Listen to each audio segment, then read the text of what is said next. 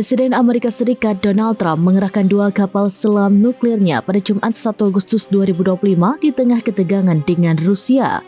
Kondisi ini dipicu ketegangan dalam perang kata antara Trump dengan Wakil Ketua Dewan Keamanan Rusia Dmitry Medvedev di media sosial. Dalam unggahan di platform Truth Social, Trump mengatakan bahwa dirinya sudah memerintahkan 2 kapal selam nuklir untuk berjaga. Meski begitu, Trump tidak menjelaskan di mana pastinya letak kapal selam nuklir tersebut. Trump juga tidak mengatakan dalam postingannya apakah yang ia maksud adalah kapal selam bertenaga nuklir atau bersenjata nuklir. Dia juga tidak secara spesifik menyebut pernyataan Medvedev mana yang memicu pengerahan kapal selam nuklir. Kritik keras Medvedev pada Trump sebelumnya disampaikan lewat akun Telegram pada Kamis 31 Juli 2025. Ia menyinggung terkait dead hand atau tangan mati seusai Trump mengecam ekonomi mati Rusia dan India. Medvedev juga mengkritik keras ancaman sanksi baru Trump terhadap Rusia atas invasi Moskow yang terus berlanjut ke Ukraina.